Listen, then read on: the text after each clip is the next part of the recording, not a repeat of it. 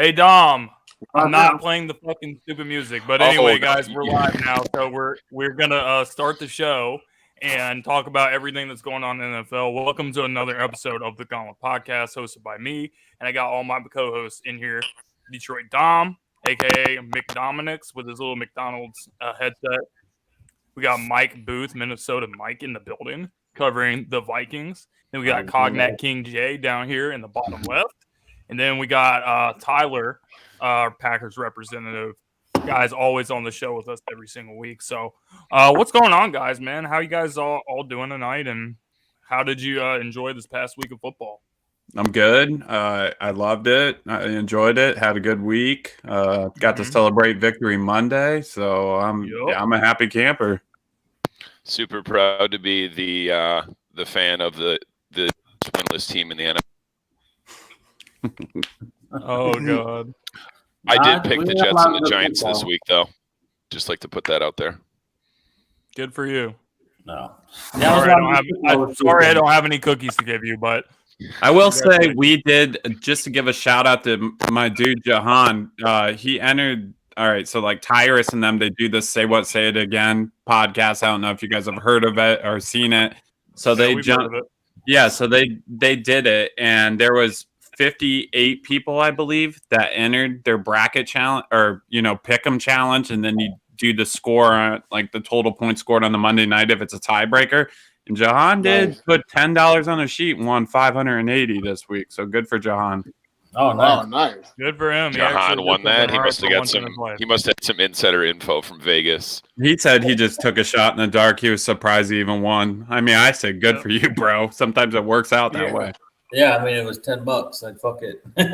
Yeah. Okay. So even if you had some inside information, shoot, pass us that phone number. I know 580 is a nice little come up, to be honest. So off 10, yeah. It's definitely good. You know how many balls of Henny that is? How many buckets of chicken? That is. Yeah, he can get a 10 piece. He can get a damn 14 piece. He can get any kind of piece. With those winnings, buys a lot of White Claw. With that. Yeah. All right, guys. So we're gonna start the show like we do every week. We're just gonna talk about the news going on around the NFL. Breaking news that happened, just a couple hours ago.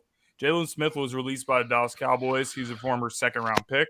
He's actually owed $50.7 million left on his contract. And he's going to leave the Dallas Cowboys with $16.6 million of dead cap.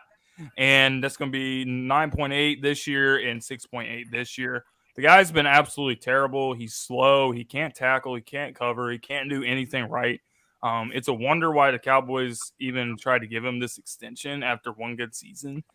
Because he completely fell off after the 2018 season, as did That's Jerry. So, he absolutely sucks. It doesn't surprise me at all. I definitely don't want my team to go after him as a free agent because, I just think he brings nothing to the table.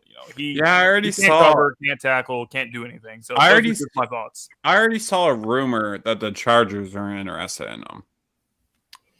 I wouldn't be shocked at all if he comes to make a visit out here in Allen Park. Because we don't need him, but we need better linebackers. Yeah, I saw Brandon Staley was interested in him, the coach in the Chargers. So we'll see if that materializes too. Yeah, I did see that. I don't really think he couldn't do anything over here in Minnesota. I wouldn't be interested in him. Yeah, we were interested maybe a couple weeks ago with that whole Taco Charlton thing, and I said the same thing. I was like, I don't want him on the Packers. What are you guys even talking to him for? He's dumpster juice. No thanks. Pass. Wasn't he a first-round pick, Taco Charlton? Yeah. Yeah. He was. And Taco Tuesday. Here's the thing. Here's the thing behind Jalen Smith, because this is not sitting here saying that the man ain't talented. We've seen what the man can do, but plain and simple, there's two types of players in the NFL. When they get their money, they either stay hungry or they get comfortable. Which one did Jalen fall under? Yeah, probably comfortable. Yeah, he put on the sweat. He put on the sweatpants after the relationship as a girlfriend, right? Like, pretty much. He got comfy, bro. Yeah. And this is what gets taught every. He took the hoodies. He took the hoodies and didn't give them back. Yeah, She ain't wearing no booty shorts around the house no more. She got on some fucking sweats, dog. Not even leggings. It's your sweatpants and your hoodie. And your flip flop. Can't find any of my damn hoodies. Where did they all go? That's the only one I got. Uh, All right, continue. I think Jerry's taking every bit of that clothing back, but you know, complacency will kill you every time, every single time. Yep. I remember that Jalen Smith from 2018, and I was like, man, this whole defense has arrived. They're flying all over the field. I believe they ended that year ranked number 5, and Jalen Smith and LVE was leading the charge. You know, then he got paid that money and he disappeared. Didn't who's on? Demarcus Lawrence kind of had that at one point in time. He got paid and then he fell silent. It's something going on with these Cowboys players on defense. When they get their money, they go radio silent. Oh, not just defense. How about Amari Cooper? What has he done since he signed that contract? Well, Coop still is. Man, not still had over 1,000 yards. To the extent of those other two. No, I can't. A big deal. Coop, I mean, and not Cooper, folks bro. got in Coop about what he said. Yeah, Zeke, yes. Zeke, yes. Cooper, no. That Jay guy just responded to me. He was like, "It's all good. I haven't heard from you." He called the wrong Jay. Bro, come on, man.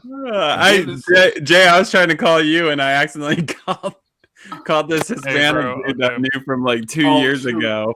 Yeah, and it went to voicemail.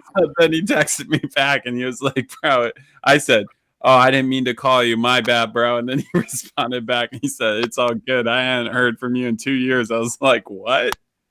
He got all happy, and then you hung up on him. You asshole. I called the wrong day, bro. Sorry, I didn't mean to call you. I'm not trying to catch up with you or anything. But now I'm just close out my statement with this: is Jalen Smith since 2019 has made a permanent residence on the milk box carton, and whoever out there is going to give him a shot, whoever's going to take on this deal or whatever it is they got to do, he has to find a way to get back that hunger that he had in his early days with Dallas, back when he was with Notre Dame, you know, before he got paid that money. Because this also was a sign, because I just saw it. Tyler was like, I don't want him on the Packers. Dom, I wasn't surprised if he come this way or whatever. See, people see you do shit like this on other teams, and then they don't realize that's your resume. If you're lazy now, you're just going to be lazy when you come over here, you know? So that's something you have to keep in mind, because there have been people who have done what Jalen Smith has done, and then all of a sudden no other team wants him. Yeah, and I feel like he needs to go to a team that already has an established defense. Like, if you do go to a team that's still rebuilding on defense, that's not even going to be a good look for him, because then he's going to have to do twice the amount of work to even look like he has his resume building. You know what I'm saying? Yeah. If he goes on a bad defensive football team and he stinks it up more, then it's going to even be harder to get, signed. So, like, you need to go on a team where you can kind of, like, hide, because we say you're waiting some playing time. Wait for a veteran to get injured. I think he might really only one or two phone calls. He's going to have to take one of them, otherwise he'll be out of the league. Yeah. And to your point, Tyler, it actually can work the opposite direction, because if it's a reeling defense that takes him on, they may expect him to lead that charge and build the team up. So it could work the other way as well. And so if he fails to live up to it, then shit, it was a bust. Yeah, if you have a bad team and you pick up a defensive player in the season after week 4, for example, you're assuming that you're trying to get your defense to play better, or you're having a bunch of injuries on your team. That would be the thing that you look at it. If you're a team that's winning and you have a good defense and you pick him up, you might just be looking at him as more of like a value play, and he might be able to hide in that defense more. So, like for him, I don't think he's a good football player. You heard me. I don't want him on the Packers.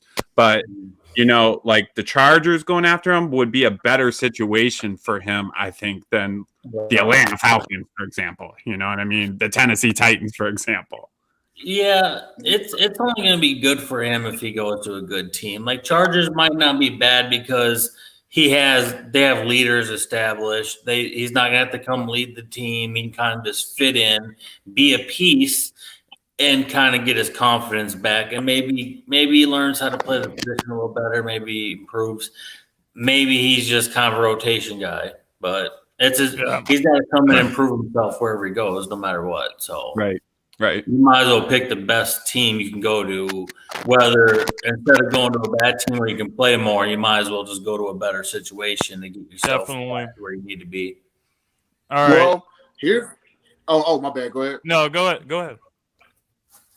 This may sound like a wild, and if he was on right now, he's either going to digress or agree.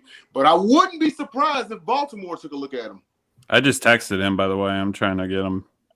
Hop on. I mean, they already lost one veteran, albeit he was a defensive back, but they may see him as a nice little backfield. I wouldn't be surprised. I wouldn't be shocked if Baltimore goes after him. But Ravens would be – Ravens and linebackers kind of go hand in hand. So, that ain't a bad spot for him to go. So, if I was him and the Ravens called me, I'd probably take it.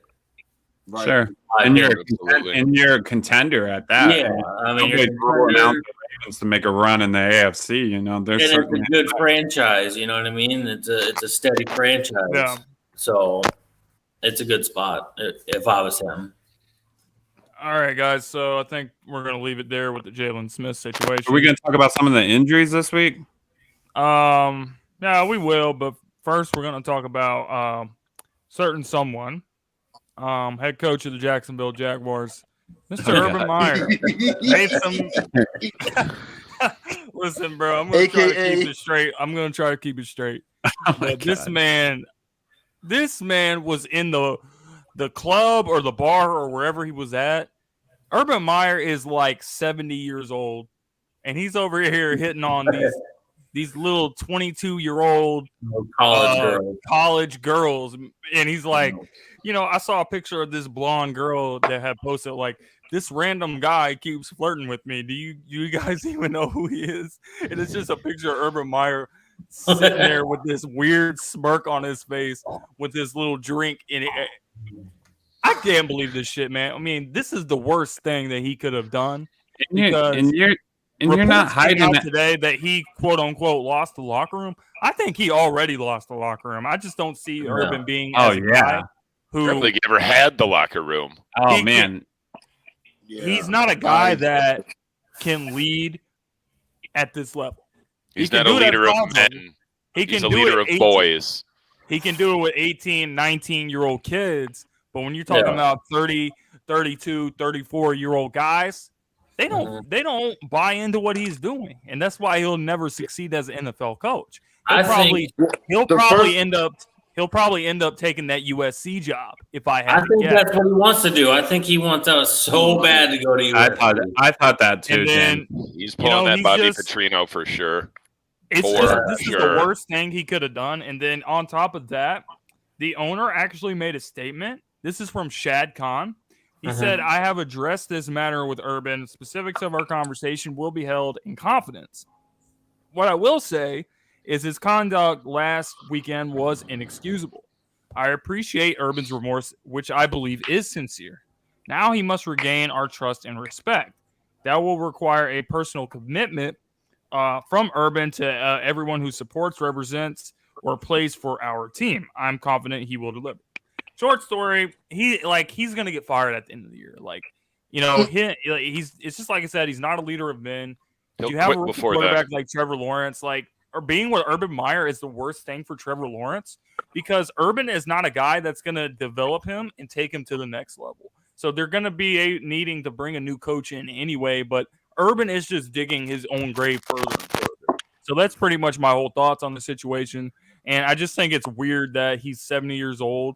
I know it's technically not illegal or whatever, but he's fucking 50 years older than these little girls that he's talking to. Come on, man. And give me 2 minutes to speak on this for a second because Yeah, I'm gonna go through this real quick. For one, I totally agree with you, and he's not laying low with an Ohio State pullover in his own bar in Columbus. I mean, you're obviously not laying low. But let's go through this. I got this earlier, and I'm gonna read off of it. This is the timeline of Urban Meyer since he's been with the Jaguars. Okay. So he hired Chris Doyle as the team director of sports performance. Doyle was accused of making racist comments and belittling players during his time at Iowa. After heavy backlash, Doyle resigned from the Jaguars. Okay, 1. Signed Tim Tebow as a tight end. 2. Drafted a running back in the first round despite already having James Robinson on the roster. 3. Openly admitted that he was hoping to draft Kadarius Toney with the pick they used on Travis Etienne. 4. So you even get Travis Etienne, and then you say, well, I was hoping we had got Toney. So that's not good for morale, right? Told reporters that they cut players due to their vaccine status. NFLPA opened on investigating to those comments. 5. Have an open competition for starting quarterback between Trevor Lawrence and Gardner Minshew. Minshew was traded a few weeks later, but split valuable first-team reps with Lawrence. Traded away last year's number 9 overall pick. Team starts 0-4. Didn't travel with the team after their week 4 loss to Cincinnati. Viral videos and photos emerge of him with the woman and his wife. So he was supposed to be traveling with the team as well. And now owner released a statement that Meyer must regain our trust and respect. So, yeah, I would say he's fired after the end of the year. He's trying to get fired before then because he doesn't want to. And I think the point you made about him going to USC is the exact same point I thought too. I thought the same thing. I really do think he just wants out so bad. He's like, this ain't what I wanted. I don't want to do this. USC's going to be cushy. They're going to roll out the red carpet. He's going to be a star. All the bright lights. And I'll send it to the group too, so anyone can read it too. NFL is just too much. Too much. You know, what did you expect in Jacksonville? Like, what did he realistically expect to do? I don't know, but people are saying he was going to win 5 or 6 games, and it don't look like he's going to get there. Yeah, he might not even get 5 or 6. No. They might be 3-14. You know, it wouldn't surprise me. That team's not. They're going to be hiring a new coach at the end of the year. I would be surprised if they don't.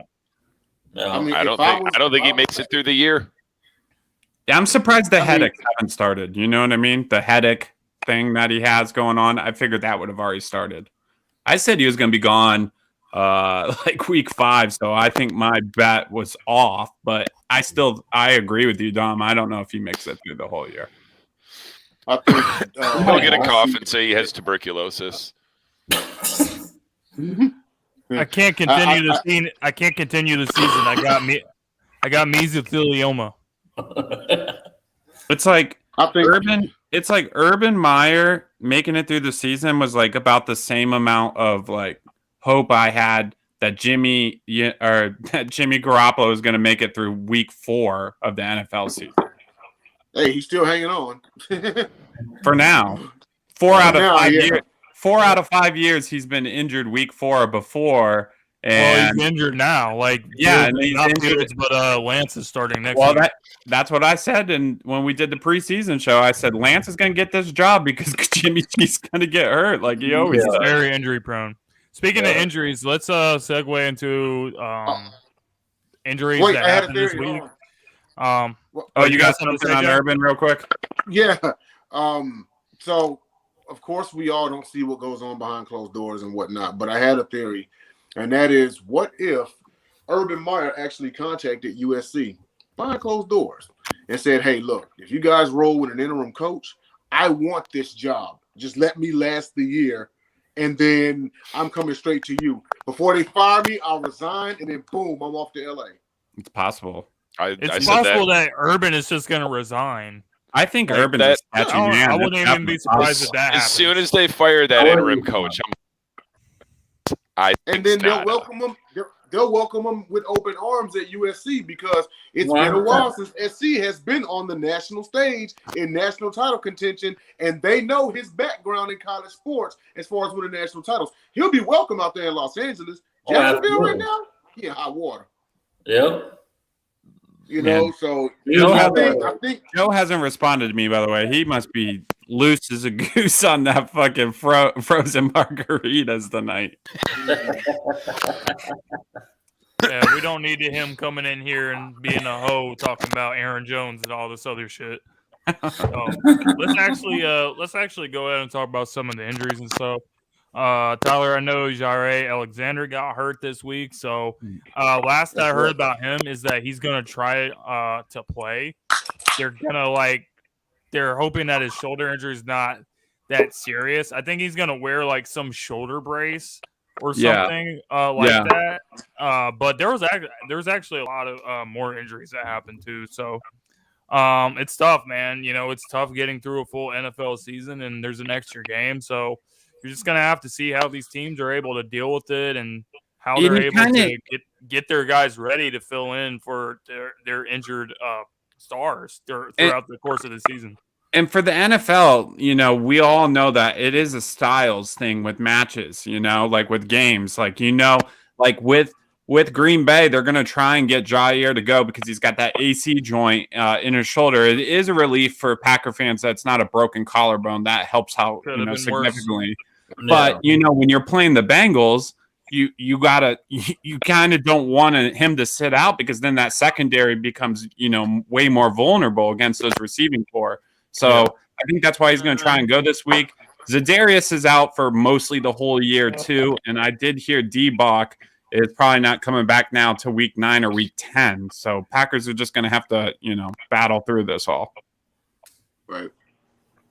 That's the thing. If your guys are all out right now, and then they come back and you get everyone healthy towards the end of the year, that's when you see a lot of teams start coming together, and then they go on that late push late in the season. Right. Yeah, exactly. They just got to, you know, you can even slip one up every now and then, but like you just kind of have to stay the course. You know, that's all the Green Bay needs to do.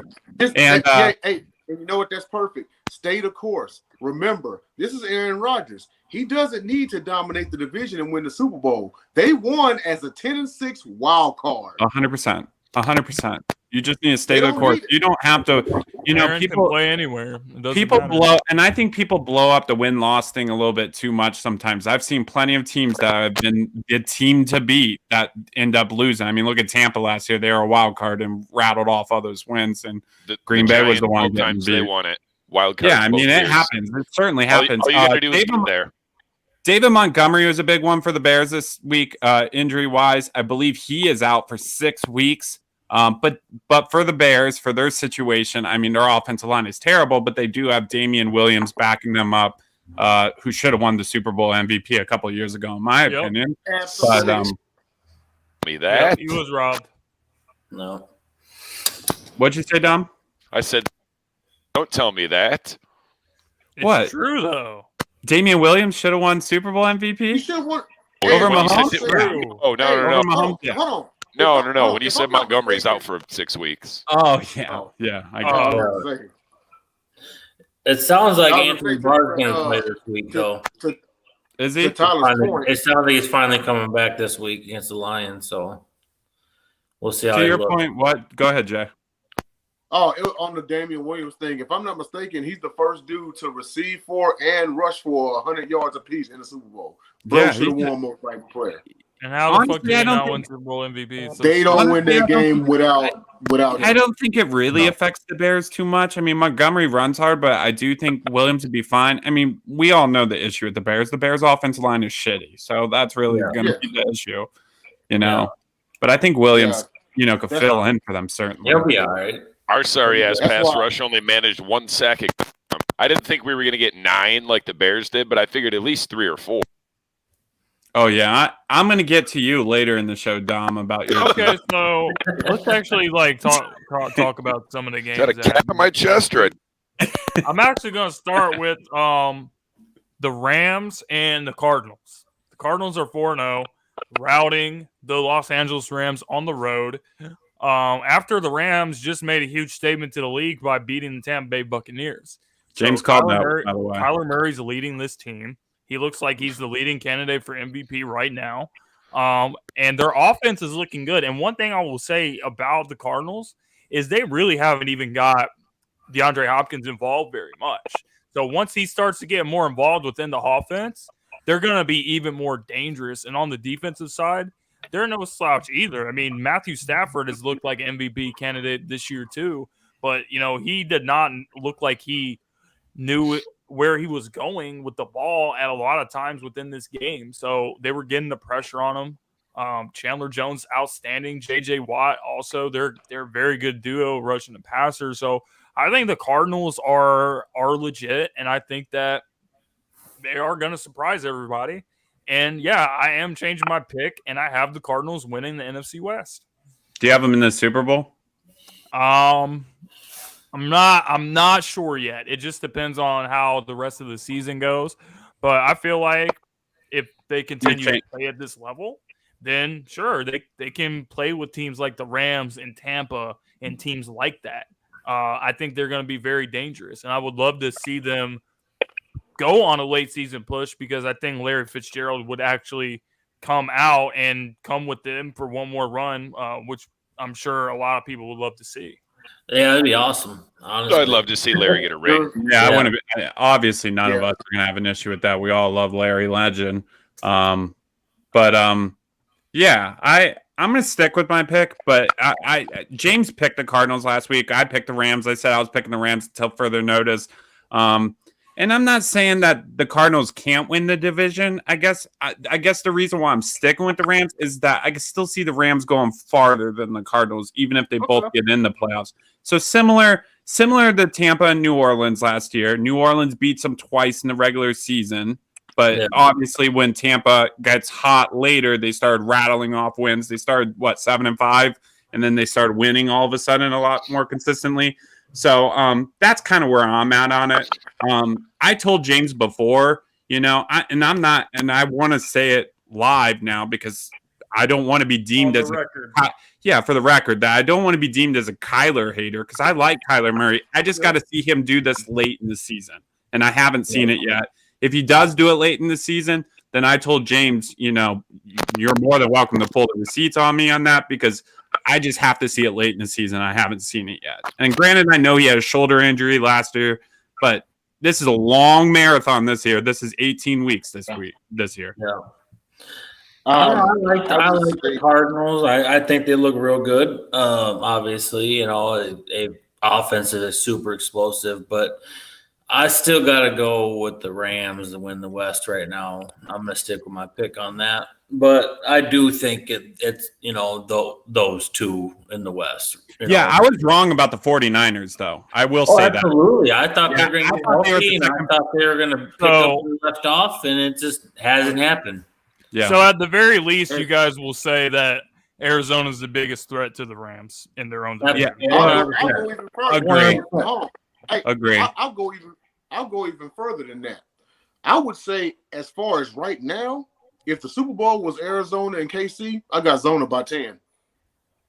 Oh, wow. I do, too. I would agree with that. I don't think Kansas City's the team. I don't think Kansas City will be there. I'll tell you why. Everybody has seen what Arizona can do now. If they can keep this up, they can get there. They got a way better defense. I don't think Kansas City's winning the AFC, though.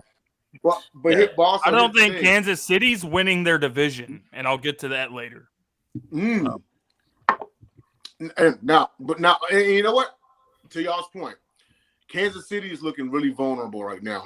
They dropped 2 straight, and they struggled against a rebuilding Philly team against a quarterback on a 7th start. They are looking very beatable right now. So they definitely are. I mean, Jalen Hurts had no problems against their defense. Their defense is probably one of the worst in the league. We've seen Kansas City do this before, though. Their defenses looked suspect during the early parts of the season and got it together later in the year. I'm not saying they're going to do that this year. I'm just saying we've seen this before. James, I want to get to, because James did say he's picking the Chargers, and I want to just make sure, who do you got out of the AFC now? Because I know you had Packers and Chiefs. I don't even know. It's hard. It's hard. I think Buffalo now, and I thought Cleveland, and I still think Cleveland's a really good team because I've said this to you guys a million times. Running the football and playing defense travels in January. So Cleveland's going to be fine even with the Baker performance. But that being said, right now, Buffalo looks like the scariest team to me. right now in the They're NFL. blowing out right teams now, but I'll say this. I think the AFC is wide open. Like, I literally think Bills, Yeah. Cleveland, even Baltimore. I think the NFC's open too, though. Chargers, Chiefs, like all these teams, I think could legitimately come out. But I think the NFC's open reason too. why I don't think It's going to be a fun season all year long, but reason- definitely the last 3-4 weeks of the season. The reason why I'm going with the Chargers now is because of what we've seen from Justin Herbert. This guy had an amazing season last year, and he came into this season and he's showing that he's going to be in the next group of these young quarterbacks that's taking the next step. We talked about Kyler. Him and Herbert, along with Burrow, are the guys that I really think is going to be taking that next leap in the throughout the course of this season. Also, I just think that they're a much more well-balanced team than what Kansas City is. Kansas City has a terrible defense.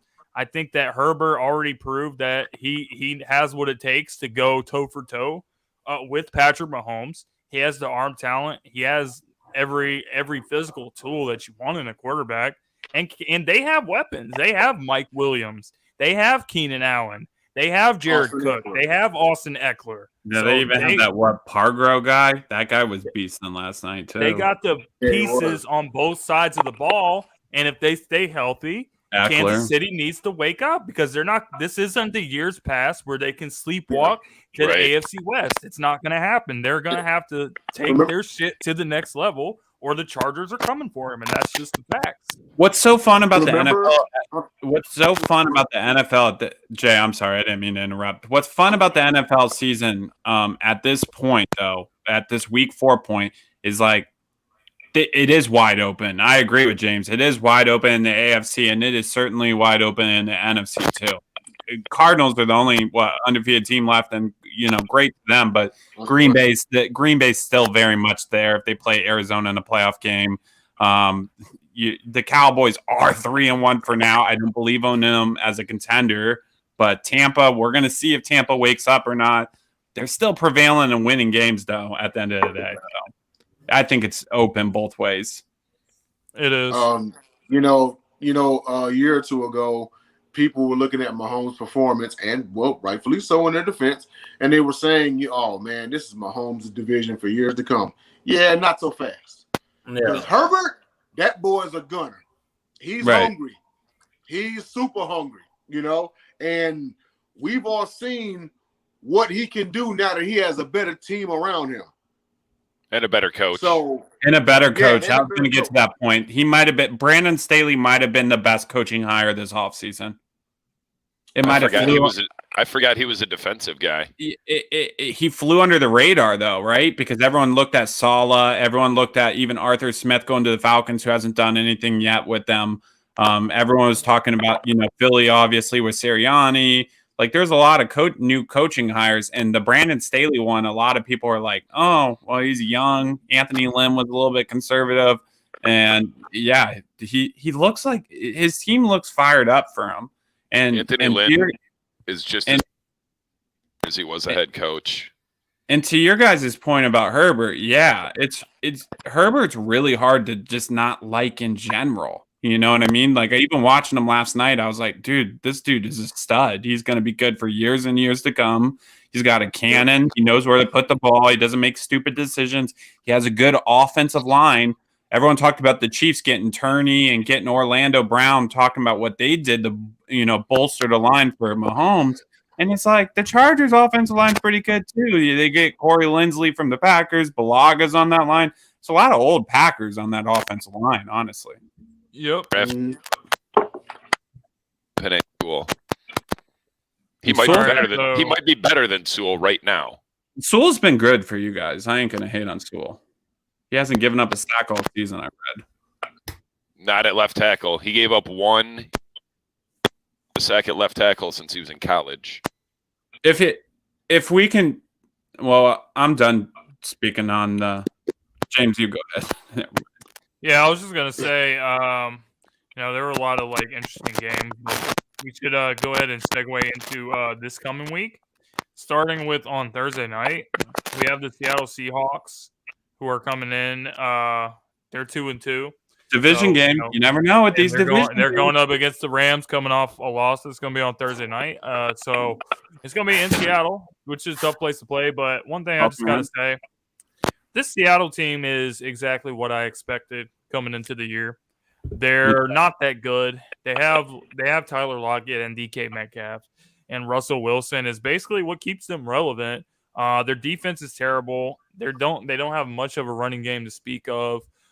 Their offensive line is below average. So, Russell, he can't carry this team anymore. He can't. He's tried doing that over the years, and it just hasn't worked. And Seattle hasn't been that team that they were back in 2013, 14, 15, when they went to the 2 straight Super Bowls and whatnot, when Beast Mode was there and they had that great defense.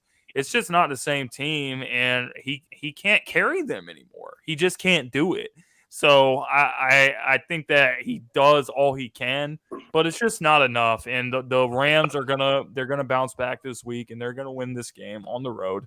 And Russell Wilson, we're gonna have questions about him, not really as much about him and his play, but his future with Seattle. Because if Seattle's a bad team this year, why would he want to stay with them?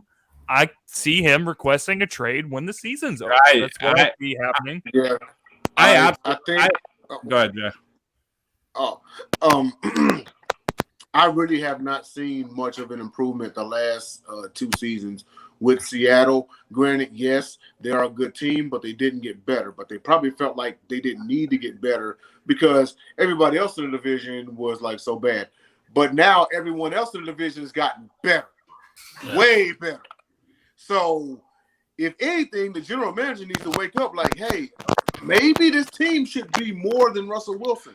Maybe we should get back to building this man in defense. Maybe we should get back to building this man in offensive line.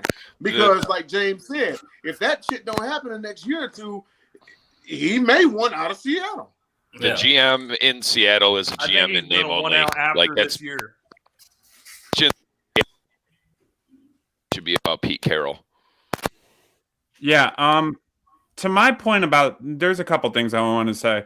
One, when Jamal Adams was signed there, I told Jay and I told James and Dom, I believe was on your mic. I don't know if you were on here, but when we said this, I said, this is disgusting to me because they won't ever find fucking offensive linemen for Russell Wilson.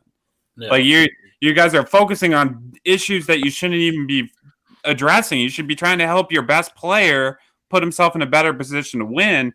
And Russell Wilson is still a damn good quarterback. He's just not, they're not helping him. And two, to say to this is that I said that Seattle obviously was my last place team in the division. I had Arizona third and I had San Francisco second and the Rams win in my preseason pick. And I haven't wavered too much. I've just switched the 49ers and the Cardinals because I think last week, even with Seattle winning that game, I think I really do believe this too. If Trey Lance would have had a week to prep for that game, I don't know if Seattle would have won that game. It was a lot was thrown at him, when Jimmy G got hurt and Trey Lance had to come in and try to play savior in that game. Yeah. So I do think, as far as this week goes, I know it's a division game, and I know the 12th man is really hard to play in. I give them a lot of credit for that. But that being said, I just think the Rams are going to win this game. I just do. Yeah.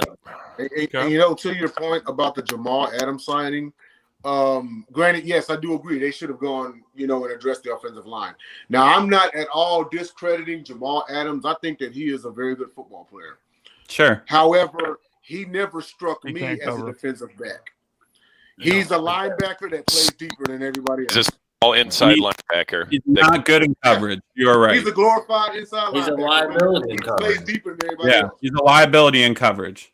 Yeah, he absolutely is. Teams attack him in coverage. They give him the cover, and then they expose him every time. And, I mean, you look at who he's playing this week, right?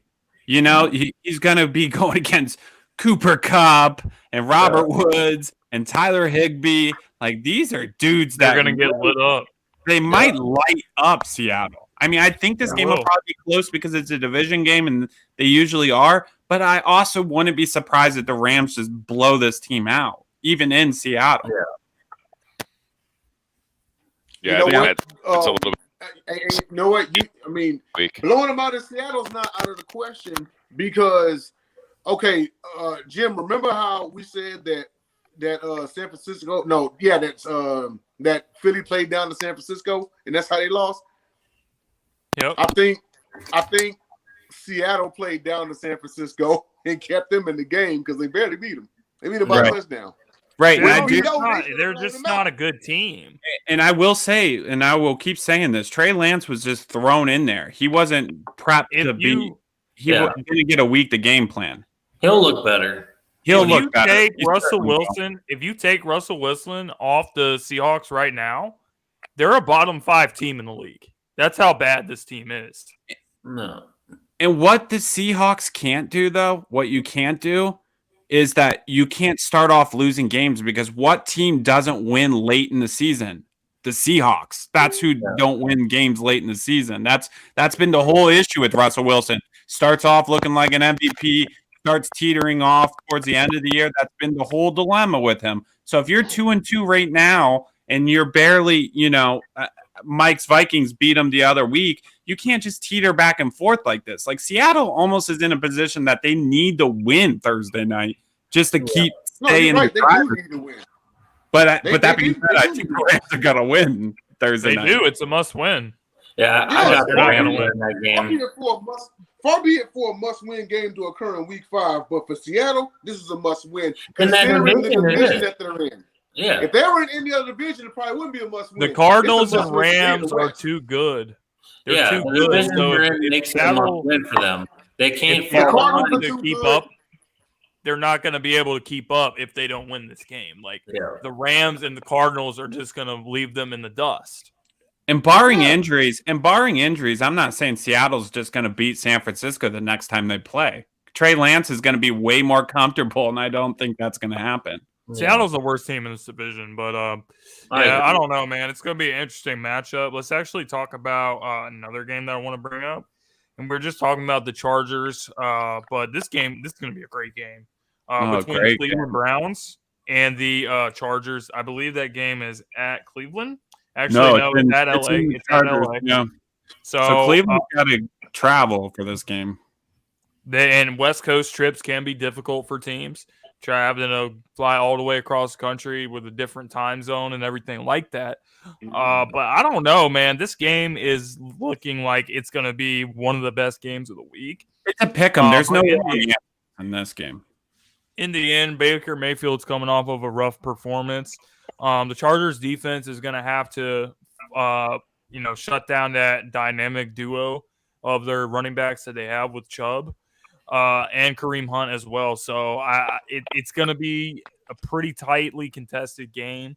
But I got the Chargers getting this game at home, and the Chargers are going to be 4-1 on top of the AFC West, at least for now. And yeah, they're going to continue to roll and make a statement to the league that they are to be taken seriously. Yeah. Tom, what do you think? We're going to just go through this so everyone has a prediction on it. Yep. Oh, no. Dom, who you got, bro? We can't hear you. Again, are you fucking... Jesus, where did you fucking get this headset on Wish.com? He got it on at Dollar Tree. Go to you, Mike. What do you think? So it's in LA. So I don't know. I like the Browns, and I don't know. I think the Browns are a good team. I think we played last week, and we both kind of played ugly, but they still found a way to win an ugly game. But they can also score a lot of points too when it comes down to it. But they sure can. Yeah, I'm gonna go with the Browns on this one. But I do like the Chargers, and I really do think that they are the biggest threat to the Chiefs in that division right now. So I think this game, out of all the games that I've seen, on paper and stuff like this is literally a coin flip game because in a way, I think the Browns are a better team on paper. But if I'm going off of momentum right now, Baker Mayfield's needing a game to step back up because he had that bad performance, and Herbert's coming up of having a crazy performance where lightning struck before the Chargers game. right? Yeah. That's kind of funny in general. It was like, someone posted on my thing. They thought Thor was like lighting down, the fucking sky for Herbert to come in there. Dome. Like, how does that happen? That makes no sense. And I picked the Browns to go to the the Super Bowl against the Packers, and I've kind of wavered a little bit, and I've kind of been saying that I think the Bills. But that being said, I am with James on this one this week. I think the Chargers are going to get them just because it's a West Coast game. Cleveland, this is going to be like 10 o'clock really for the Browns. This is going to be a traveling game, and Baker's coming off that performance. I do think Baker plays better. I think this game comes down to the wire. But for some reason, I just feel like Herbert right now is hitting his stride. And you mentioned the travel and the time zone change and everything, and it reminds me of something Ray Lewis said years ago. He said the hardest thing to do in the NFL is win on the road. That's the hardest thing to do. The travel, the time change, dealing with the hostile fans, to go in those situations, that environment, and win, not to mention having to do that like 8, 9, 10 times a year. Like, that's the hardest thing to do in the NFL. This is going to be a testament to Baker Mayfield and the crew. But I'm picking the Browns on this one in a close one. And I'm looking at, okay, the Chargers did stop the run last night. But if you think about it, it was Josh Jacobs on a bad wheel. Kareem Hunt and Chubb are different monsters. Right. I agree with that. It's going to come down. Yeah, it's going to come down to them stopping the run. If they can stop the run and put the ball in Mayfield's hands and force them to beat them with his arm, now we got a game. But because Juice is out for them too. Landry's still out for another week, which I don't think a lot of people talk about enough. Like, I know Odell Beckham's there and I know Higgins is there, but like Landry's kind of like their blanket at receiver. Yeah, he's the straw. He kind of does all the dirty work for them with that receiving core. Definitely not Odell. Yeah, no, I agree with you. I do think Landry's their best receiver. He's at least the most consistent receiver with the Browns. So I do think that plays a factor too. And I think Odell wasted a golden opportunity these last few weeks with Landry being out. Like, he has not stepped up at all. Like, he caught a pass the other day, and I thought it was Donovan Peoples-Jones. I was like, oh, my God, that's the ghost of Odell Beckham. It's been Rashard Higgins. Yeah, it's been Rashard Higgins for them. Who do you got, Dom? Chargers in a close one. Like Jay said, it's about the Browns running the ball. If it comes down to Baker having to win that game with his arm, I don't see it happening. And see, if Joe is on here, I feel like Joe might pick the Browns. This is what I'm saying about this game. This is definitely a pick-em football game because we have 3-2 on here on picks. Like, we obviously and I can see it going the Browns' way, even picking the Chargers. I definitely could see the Browns winning. I think the Chargers get the win this week. But let's go ahead and talk about another key matchup in the AFC. Rematch of the AFC Championship from last year. Buffalo going back to Kansas City for a Sunday night matchup. Kansas City, they beat the Philadelphia Eagles last week, so they got back in the win column. They're 2-2. So, it's just, can this team play at a consistent level on defense against Josh Allen, Stephon Diggs, and the crew? I don't think they can, and I think that the Bills have a much better defense than what we have. And what we saw last week was Jalen Hurts picking this Kansas City defense apart. He had a great game, and I think Josh Allen is going to have a great game, and he's going to carve up this team. They're going to have no answer for Stephon Diggs, and the Bills are going to get a big win on the road over Kansas City. Cheers to that. Cheers to that. I'm going to go quick on this. Cheers to that. I'm picking the Bills. The Bills look good. I hate to give the Bills a lot of credit because I think their fan base is some of the most annoying people I've ever dealt with in sports groups, and I really believe that. Like, I don't know why. I think they're so fucking hard because they jump through tables and shit. The Bills group of fans. Hate on Bills fans. Ain't nobody worried about that. I like Bills fans. I don't know, man. I like that they're wild, man. They're just. But I do. You guys heard me say I think they could win the Super Bowl. You guys heard me say I think they could win the Super Bowl. I'm giving them credit. I'm just saying, dealing with them in sports groups. Yeah, I can name 3 off the top of my head that I've had issues with. So I sort of know what you're talking about, Tyler. Don't be hating on my boy Crad. I'm sorry. I gotta. I mean, that sort of makes a lot of sense. Bill, y'all said Bills fans, dude. Cowboys fans are as close to Al Qaeda as you can get. I don't know how you even say Bills fans are the worst. I said they're one of the worst. I didn't say they're the worst. They're not even the worst. But speaking of the game, I got the Bills in a close one, but it's only going to be close because of Mahomes. Now, once again, as I said earlier, the Kansas City Chiefs dropped 2 straight. They struggled against a rebuilding Philly team. Jalen Hurts picked them apart. What you think Josh Allen is going to do? And he's been seen as an MVP candidate. And what are they going to do with Diggs? Jesus. Yeah, I got Bills by a touchdown. Okay. Go ahead, Dom. Who you got, Dom? Bills, and this is proof that my original prediction at the beginning of the season, if you recall, I said I was predicting Kansas City and Tampa in the Super Bowl unless someone in the AFC could beat Patrick Mahomes. And while I don't think Baker Mayfield can do it, I think Josh Allen can. And this regular season game will prove that.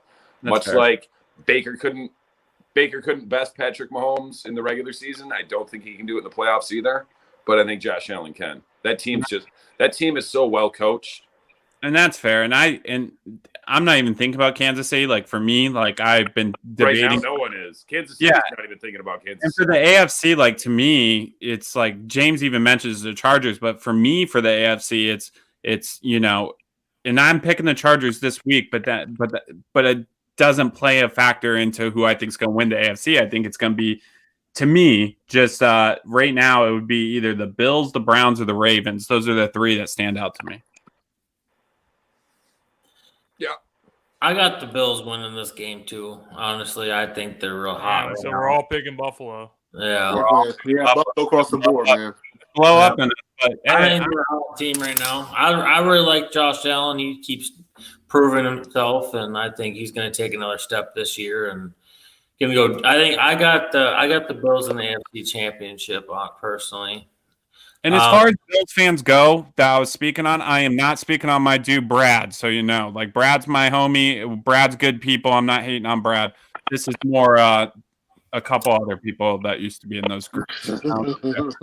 Yeah, that sort of makes a lot of sense, bro. Yeah, sort of makes a lot of sense. And I just got like a max attitude about it too. So, all right, for anyone that's wondering, that's an inside joke, and we won't go into the specifics with that. But because it's an inside joke. Since we're here, let's sort of go into the next sort of segment on this show. Or Max. The link after the show goes off. Max show up. Be like, you're famous, bro. You're famous. Sports morons of the week. Oh, I'm going first. Who wants to start? Let me go first. All right, so I'm going to nominate myself for Sports Moron of the Week, and let me tell you why. Because I had the audacity last week, and I deserve comments from all the YouTubers watching on James' page. I picked the Detroit Lions to win last week against the Chicago Bears, and I didn't think that I watched that game this week, and I am done picking the Detroit Lions. I'm done picking them. I don't care if they have talent. They know how to lose football games. I'm done picking them, Dom. Wow. You're just not going to say we're experts in snatching defeat from the jaws of victory. I thought the Bears are the worst team in the division last week. I have to throw myself in sports because I went on a whole rant. Definitely said how the Lions are going to win. So I'm nominating myself. I got to do it. I'll take it on the chin on that one. Fair enough. Urban Meyer's got to get the sports moron. I mean, he already knows he's on thin ice. We talked about this stuff earlier. He already knows he's on thin ice. He already knows the locker room kind of doesn't really believe in him as the guy to lead this team. And then he goes out and does this shit, gets caught in 4K. And, it makes things have just gone from bad to worse in Jacksonville. So it just shows that Urban Meyer, he has no awareness. He doesn't know, the situation that he's put himself in, Trying and to get fired.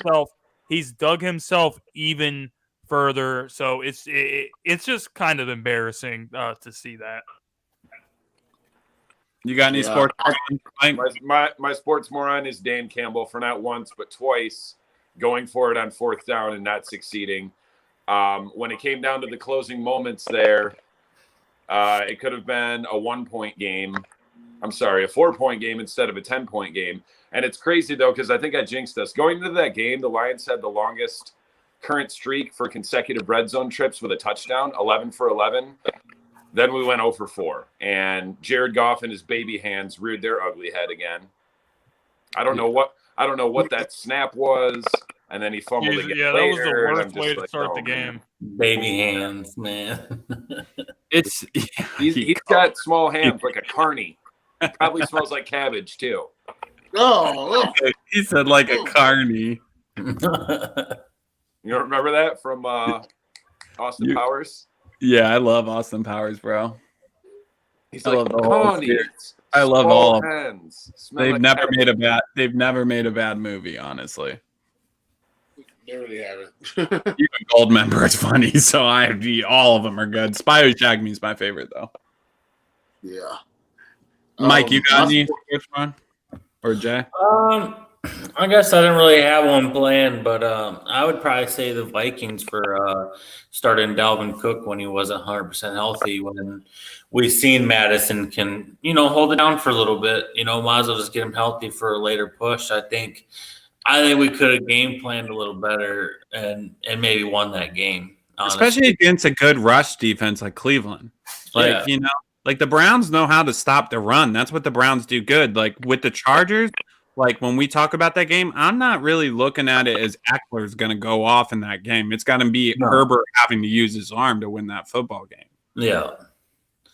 Yeah, he might catch some screens or whatever. But yeah, I just feel like, we would have been better off. And I love Dalvin, but like the way he runs the ball, he needs his ankles healthy, just give him the time. When Madison already had a good game, he's got the momentum. Could have stepped in. We could have game planned that way, and I think we could have possibly won that game. So he's kind of been a disappointment on my fantasy team. I picked him second.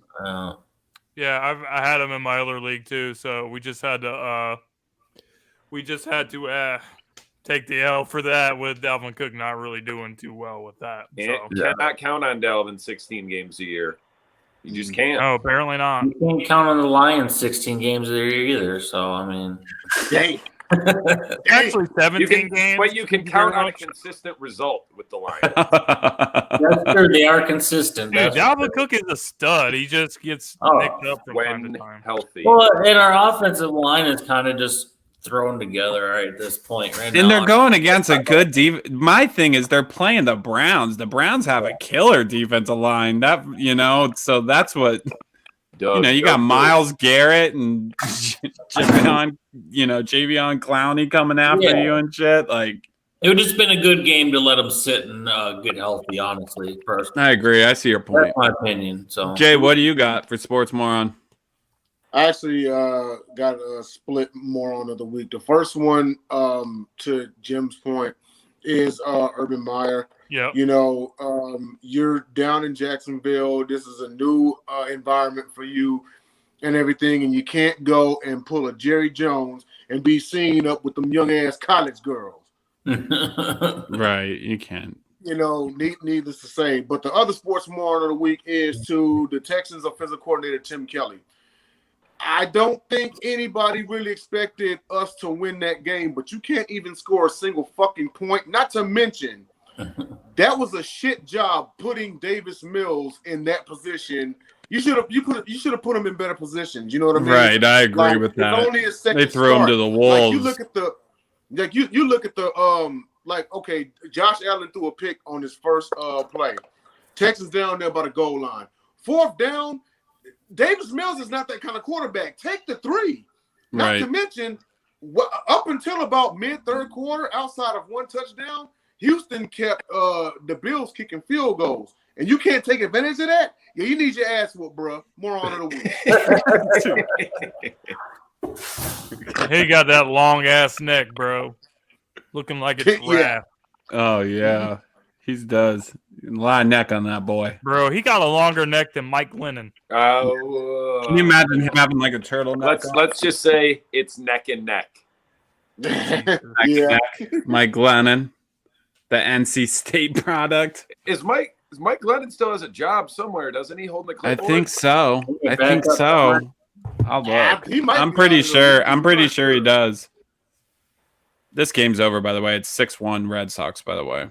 Bottom of the 8th. It's over. R.I.P. Yankees. Season over. Going to Cancun. You love to see it. Gone fishing. He's on the Giants, Mike Glennon. Bro, we should Really? make a Cancun couch baseball edition. The Remember when Giants. we did that during the He's the NBA second season? string, too.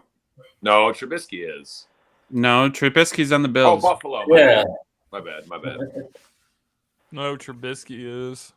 I feel like a really bad football team that needs a quarterback that ain't going to like the draft is going to end up trying to go after Trubisky, honestly. I can totally see it. I could totally see it happening. Someone's taking a risk on him. Someone's going to either trade, I don't know if he's a free agent after a year, but I could totally see someone trading a pick to get Trubisky from the Bills, I think he only signed a 1-year deal. Look, Yeah. man. Oh, y'all, wow. look, Then look at Pittsburgh or someone. no. They could. Imagine if he goes to Pittsburgh and lights it up. y'all are doing, y'all are doing all these y'all dropping all these hints. If y'all are thinking he coming to the Texans, just say that. Nah. Hey, If bro. y'all thinking he coming First to thing I Houston, thought just was say that. Lions, but we're stuck with Goff for at least one more year after this. Yeah, golf. Man, I hate to say this, Jay. I don't want you guys to take a quarterback in the draft, but I just got this feeling y'all are gonna. Dude, I actually Just- don't hate all the quarterback. Like, there's a couple quarterbacks that are growing on me. Like, There's some of them that I like. Ritter, you like Ritter? from Cincinnati's Cincy? quarterback is good, bro. I That's really my like It's the him. QB, yeah. Desmond Ritter is my guy. Desmond Ritter, and then the other one is the guy at Ole Miss. Is I he think he's in got this some class? potential, too. I think I think he is. that kid. I think the kid from Oklahoma, Rattler. I think it all depends on what he does this year. If he wins the Who Heisman, told- he gonna come out. He's not winning the Who Heisman, does it? bro. He gonna There's still no win way. one. Who told me they like the Liberty kid? Who? Someone I don't told me. remember who that was. Someone told me they're like, oh, you gotta watch out for the kid from Liberty. I remember hearing that too, but I don't remember who said it. Yeah, and I was just like, oh, I don't think it was any of us. I got to see the combine with this class. That's just basically my point. Like, I can watch these I don't games. give a fuck about the combine. The The combine underwear is Olympics do fucking not mean glorified. shit. I don't think these games are going to tell me much. Cincinnati not watching whoever Ritter Rivers play is Temple playing. ain't going to show me much. But do It's the a underwear glorified Olympics mean anything showcase, more than bro. Like, regular the season combine Liberty doesn't mean games? shit. I don't I like mean, we this saw class. John Ross. We saw John Ross break CJ2K's 40-yard dash record. What did he do in the league? He didn't do jack shit. So I don't John care about Ross 40 really times. Did he and get all a this touchdown other this shit. week? Did John Ross get a touchdown this week?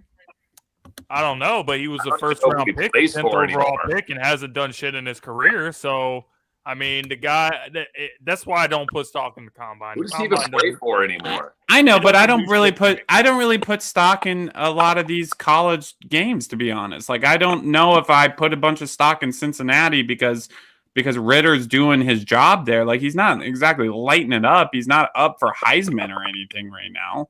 He's know? got good numbers. Oh, Go with yeah. that. Well, he's gonna have It's good numbers so too. He's early playing in the teams season, like but- Temple this week. The disrespect. No, Right. it's not I'm a- disrespect. It's I'm not a, dis- Cincinnati just beat like I'm Notre an Dame. alumni, bro. You It's gotta not take it easy. disrespect. It's he's I supposed know to it's win not, those I'm just games. joking. Yeah, he's supposed to. He might win out the Cincinnati just beat season. Notre Dame. Yeah, Okay. Imagine if Temple wins this week. That would be crazy. but how high on you were you on Notre Dame, Dom? Not at but all. I mean, They suck. They're a lot more legitimate of a opponent than Temple. True. Dude, shut up. Like, stop talking about Temple. yeah. Stop talking He's like, about "Quit." Temple, bro. Leave us alone. Woohoo. Okay, anyway, fuck you, Dom, by the way. Let's talk about our last segment, which is when we talk about stuff that's not always related to sports. So I don't know which one of you guys wants to start us off, but I started yeah, off. I definitely can't do it. All right, Jay, you got it. All right, man. So as of late, like I really, and Dom, you know this, and Tyler, I think I just put you on. I really been on that Dark Side of the Ring on Hulu. Wrestling, let's go. And man, it is more than wrestling. It is talking, digging into lives, and it is pretty crazy. I will say that. Yeah. And I think some of y'all saw my Facebook post earlier when I said this is the reason why they say never meet your heroes, because it is so much. Like I just watched the joint on Jimmy Snuka. Y'all saw that one? I haven't seen it yet. I've only seen one. Crazy stories. Watch the joint on Jimmy Snuka, man. And that one there really, because I can remember like literally being like 6 years old, and Snuka was my guy. Right. And like I would even do his hand signals, and I would like jump off the bed on my stuffed animals and do the splash like he did and everything. So when I watched that documentary, like it kind of fucked me up. Like, wow, man, like I kind of idolized dude when I was younger. I ain't know I ain't gonna spoil it for y'all. Y'all gotta watch it. But most definitely, you know, people they like to like disparage pro wrestling as they're just glorified actors and stuntmen. These motherfuckers be going through some real ass shit. There's a lot of drugs, a lot of injuries. Think about the number of days out of the year that they work. Exactly. The work schedule, especially back in like the 80s and early 90s, they was on the road 300 plus days a year. Yeah. You know, like imagine that, like you married with a whole family and you only see them like 2 weeks out of the year. You literally had to get hurt to get more than a week or two off. Exactly. Oh, and by the way, no health care. So if you break a bone, that's on you. Mm-hmm.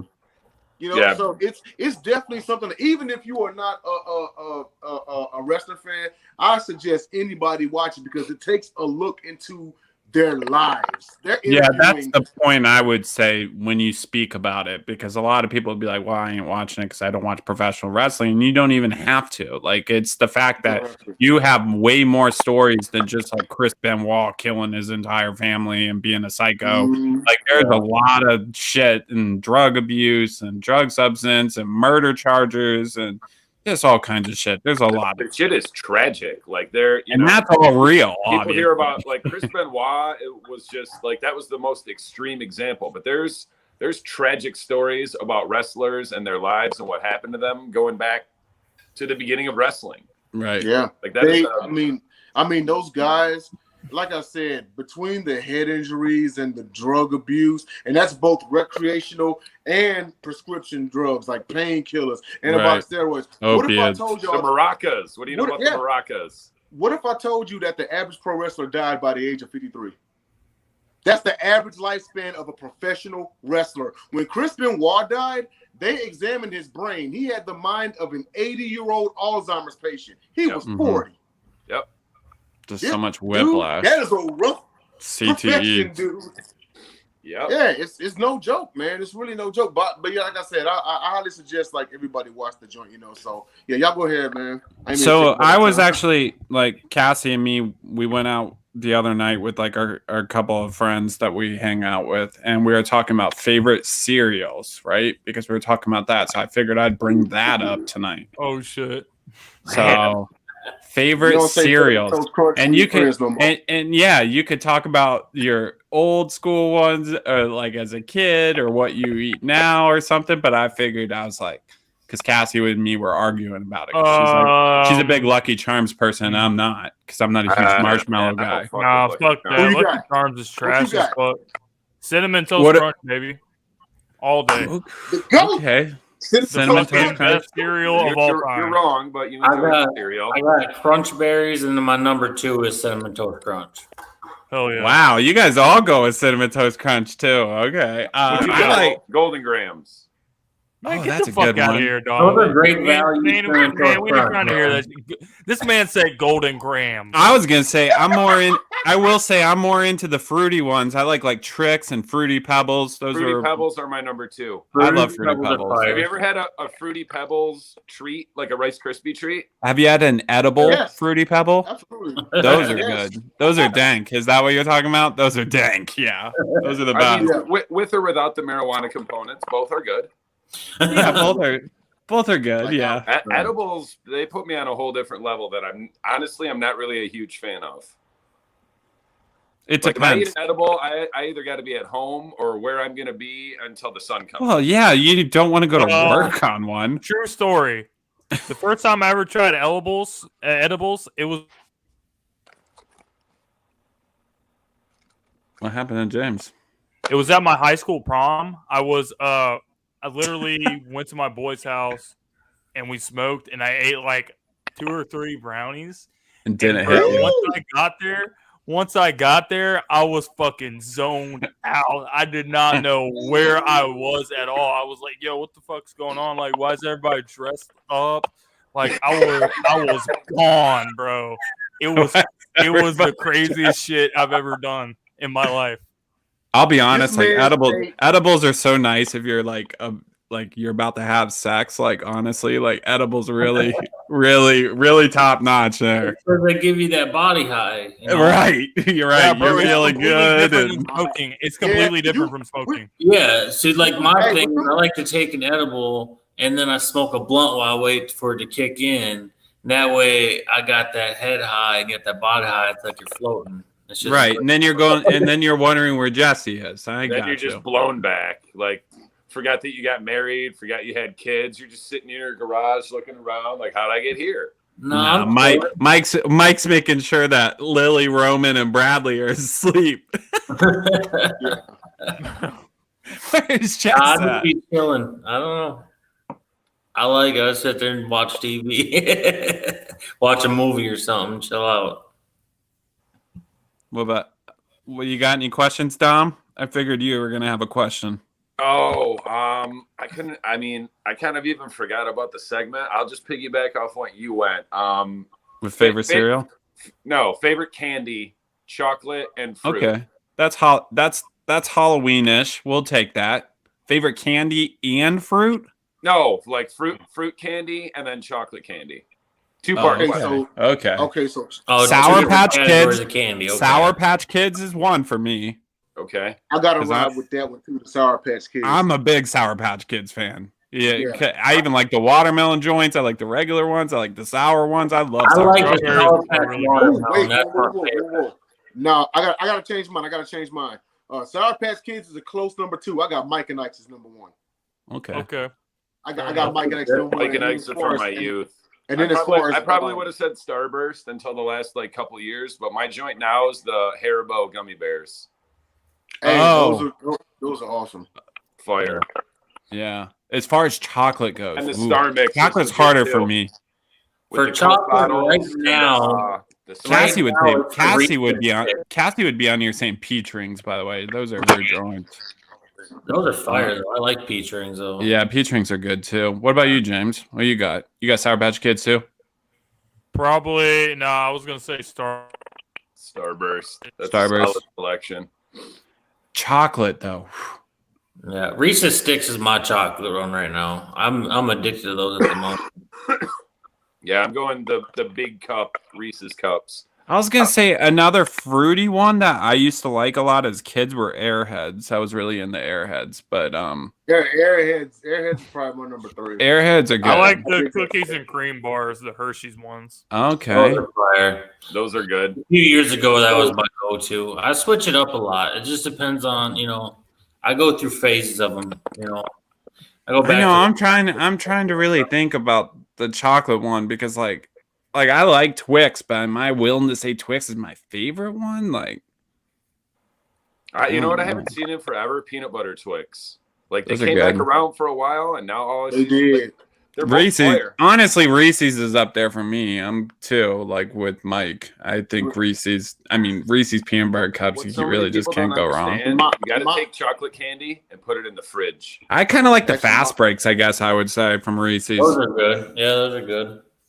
My favorite chocolate joint is the Nut Rages. The what? The nut. Oh, I was trying to know patient. The Nut Rages. Remember the Nut Rages joint?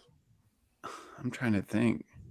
No. Nut Rages like Reese's did it, but yeah, it's got caramel, it's got peanut butter. Oh, okay.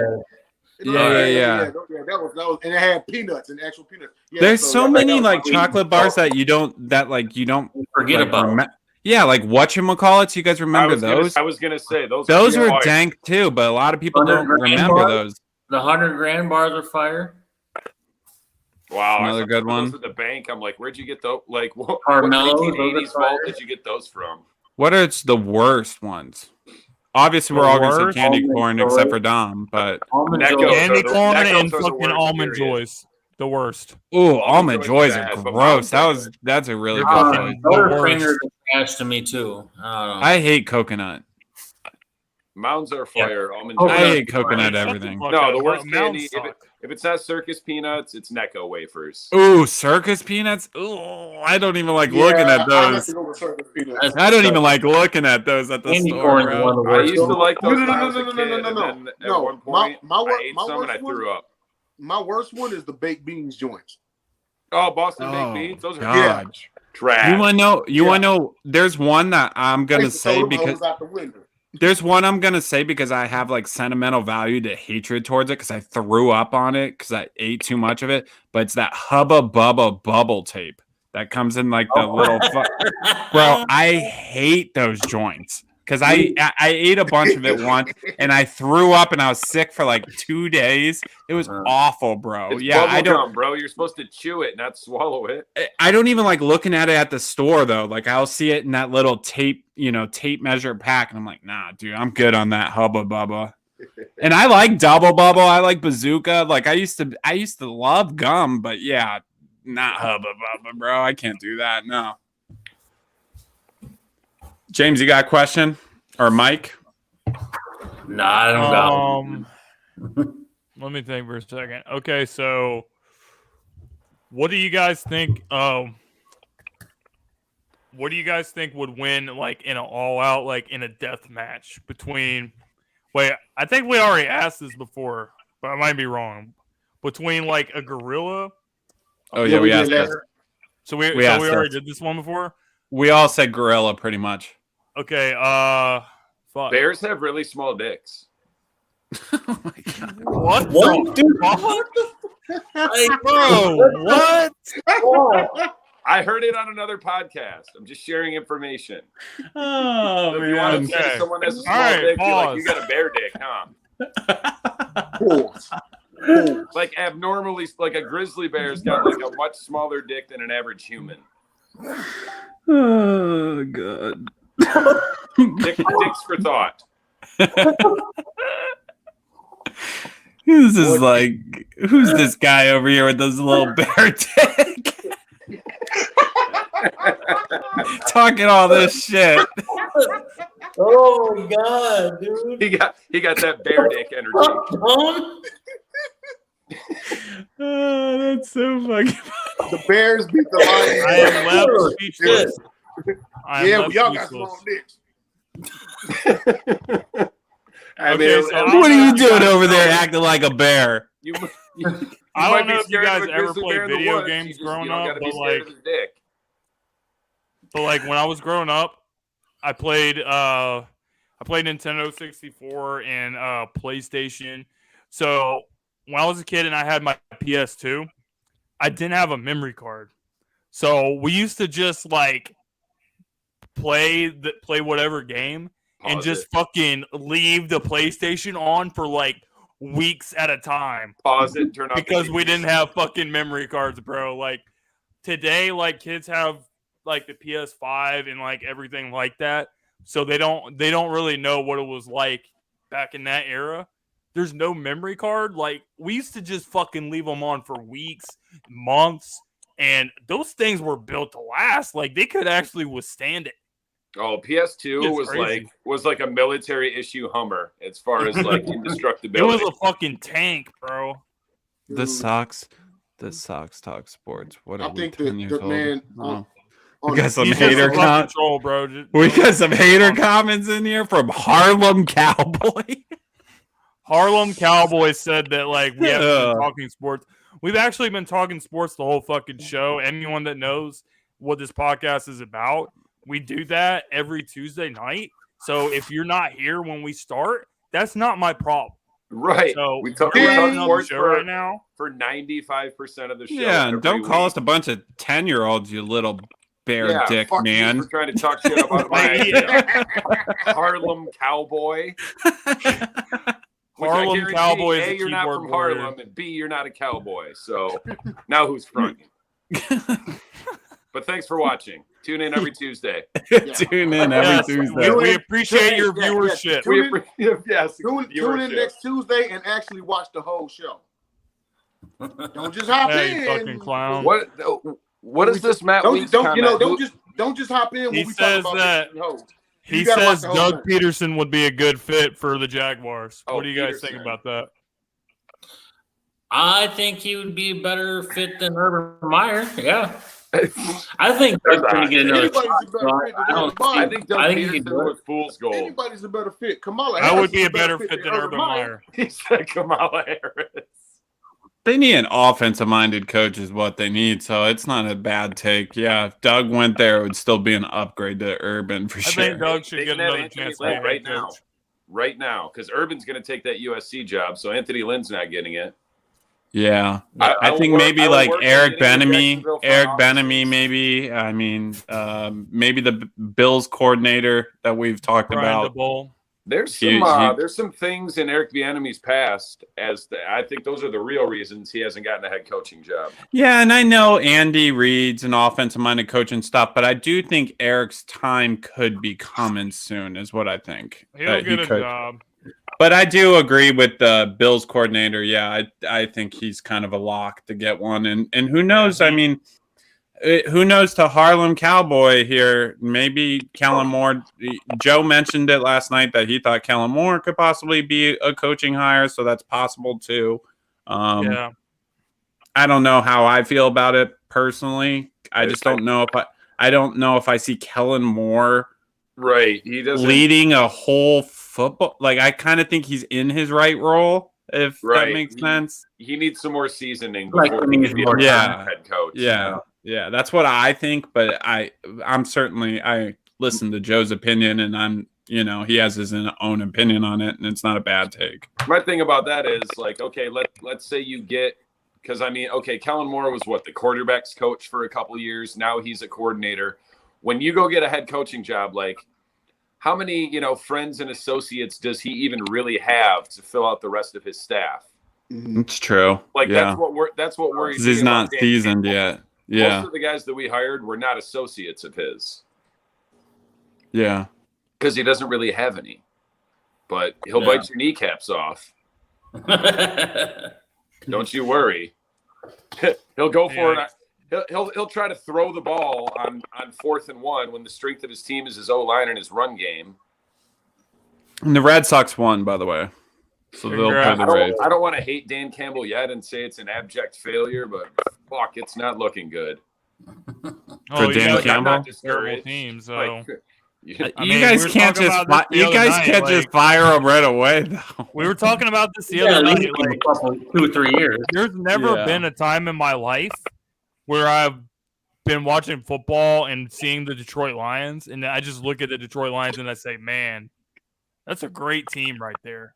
That's a real team right there. Like, it's never happened in my life. 2014? No, I mean, you guys were like No. a 9-7 team that barely made the playoffs. Like, Oh no, 2014 we were like 11-5 and had one of the best run defenses in NFL history. Then we got to Dallas and Jerry Jones with the refs in his pocket. Although I do not blame that game on that picked up PI call. I'm blaming that on the offense and Matt Stafford scoring 3 points in the second half. And well, Dom you always guys gets aren't that good. Dom You always guys gets weren't that good. Dom always Yeah. gets on me because I said that they fired their best coach when he always says, our last worst coach. That's what Dom Cocaine always. Wayne Fonts was the best coach we ever had. Jim Caldwell was fine, bro. Like, you guys. He wasn't the long-term. He was I not agree. the They should long-term have never got rid of solution. Caldwell. He couldn't even get us to the hump, and he was never going to get us over the hump. But how do you feel about Dan Campbell flashing forward now? You're going to give him Well, time, right? What the fuck was Patricia gonna do that Caldwell wasn't doing? Absolutely Answer me nothing. that. They should have hired Patricia instead of Caldwell the first time around. I like the Dan Campbell hire more than I like the Patricia hire. Me I too. do too. I mean, Well, at least I hate it less. I hate it I less. hate it less. He said. he always words it stuff like that. I respect it though. absolutely hated the Matt Patricia hiring. And Yeah, that Pencil dude got boy. fired after week 1. Pencil After that boy. embarrassment on Monday Night Football against the Jets. People got to stop just picking Belichick's leftovers, bro. That's just when it comes down to it. His head coaching. I hope no one's looking at his son and going, "Oh, I need him. I need that dude that's sticking his tongue out like this to be the head coach of my team." Brian Flores. I don't think Brian Flores is that good of a coach. Out in the woods. And I mean, watching that game, watching the Belichick and the Brady game this past Sunday night, they kept showing Belichick's son just like licking his lips, like That shit was weird, bro. I was like, what the hell am I watching? I want to say one thing about that game though. The fucking media, bro. They literally took a picture of like Bill Belichick and Tom Brady, like hugging each other, and they're like, "Oh well, look, Bill Belichick and Tom Brady are cool with each other. They love each other, like blah blah blah, all this other shit." They literally that exchange took all of like 2 seconds, and Bill was like running the other way, like that. Right. That was obligatory, not voluntary. That was hilarious. Like that was the most awkward thing I've ever seen. Like he just walked up, talked to Brady, hugged him for like all of 2 seconds, and he was out of there. So it wasn't even 2 seconds. I can't remember who. Some sports writer like this week just came out with a book, and a large percentage of it is about how much of a douchebag that Bill Belichick is. I can't wait to read it. Man, all I know is he called a hell of a football game. They missed that field goal at the end. You know, the Patriots. Yeah, and that right there shows the big vote of no confidence in Mac Jones, because you can learn a lot about how a team feels about their quarterback by the plays that they call. I got a new nickname for Mac Jones, by the way. He's a fucking rookie quarterback. He had a good I got a new game. I'm officially deeming his nickname MacBook Pro though, going forward. I was calling Mac 10. I call him MacBook Pro. That's my name, because he is a pro quarterback. 10, I was calling him Big you mean Mac. 10 like his quarterback rating of throws more than 15 yards? Max He's gonna get better. Players that have a lower passer rating of throws 15 yards or more. One is Jacob Eason. One is your Jacob boy. Eason. It's Jacob Eason. How many reps has he had this year? I know, that's the thing. Mac Jones is the only one with more than 10 of those throws, but it's Jacob Eason, your boy, Houston starter now, and someone else. Davis Mills. Yeah, Davis Mills, and someone else that's played like 3 snaps. Well, since Dom hates on him, he's going to be pretty good, actually. So his fans should feel pretty good about that. What's that one douchebag's name on Nick? What's Nick right? Dom had Sam Darnold in his top 12 quarterbacks, and he threw 2 picks this week. Oh, yeah. The hate on Sam Darnold must stop. I'm not even a huge Sam fan. Darnold was better than Dak. He's got a higher ceiling. No, he doesn't. No, he doesn't. No. How does he have a higher ceiling? Like his ceiling is to run away from ghosts or whatever he had. Fucking throwing interceptions to ghosts. Like, I will say Darnold has looked better since he's got off the Jets, but he does not have a higher ceiling than Dak in any way, shape. I never really saw the hype about Sam Darnold, but I've seen the best that Dak can do. I don't think we've seen the best of Sam Darnold. I don't think Dak's done getting better, and we probably never will. I just think DJ Moore's really good on the Panthers. I'm really not that sold on the Panthers team. I think they're going to start losing. I mean, I had only picked them to win like maybe 6 or 7. I think they're like one of the more fraudulent teams of the league, just like Denver Broncos. Like Denver Broncos are starting Drew Lock this week. You're going to start seeing losing. Yeah, that's such a shame. Broncos are about to start tanking, bro. No steady Teddy, you're fucked. Because Drew Lock is terrible.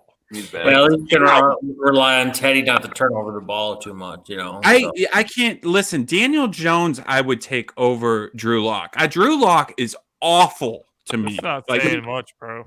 I know, but if I'm looking at bottom 5 quarterbacks in the league, I would even rather have Jay's dude Davis Mills over fucking Drew Lock. Yo, that's pretty bad. I'm just saying. Rest in peace, Drew Lock. I'm just being a realist. We're gonna watch him this week. And I got an over/under on 2 interceptions in this game this week because he's not good. And all they gotta do is run the ball and play defense. Who are they playing again? It don't matter. They're playing Pittsburgh. They're gonna lose though. Okay, I'll take the over on that. Interceptions. I mean, last night Joe said he was like, "Oh, are you really taking Pittsburgh?" And I was just like, "Against Denver, yes, yeah." Denver I think Denver plays good defense, but I just think Pittsburgh's going to win this game. They even play with good defense. Look at who they fucking play. They play the Giants, the Jets, and some other shitty team. Like the Broncos suck. Don't let anybody. They're fraudulent. I got the Steelers winning that game too. I got Steelers, yeah. Especially in Pittsburgh. Even with Big Ben's issues, I think Najee Harris eventually will score, and I don't think Denver's going to score on Pittsburgh. That's why I can't pick Denver. They got to score on defense to win that game, you know? They need pick sixes or something. Oh, Ben might give them one.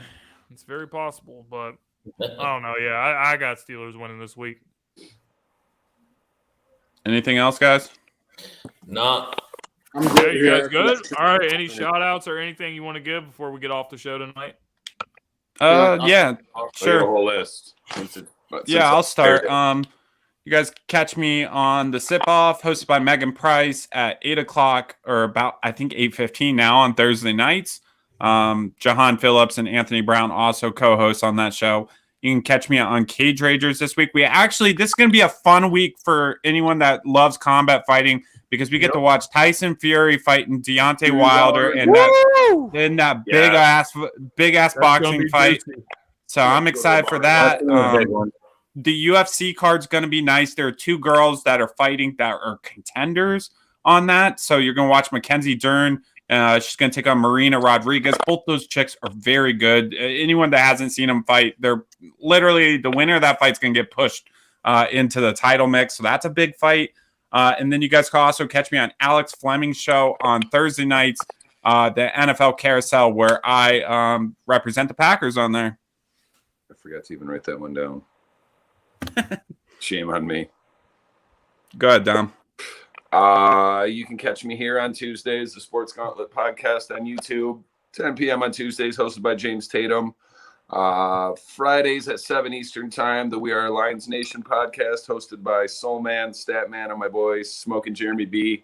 I also guest star on occasion on both of Megan Price's podcasts, the Sip Off on Mondays at 8 and the NBA Carousel at 8. Also on the NFL Carousel on Tuesdays at 7, right? Hosted by Alex Fleming. Thursdays for NFL Carousel. Dom met NBA Carousel on Mondays because I jump on that as well. And he means Sip Off on Thursdays at 8:15.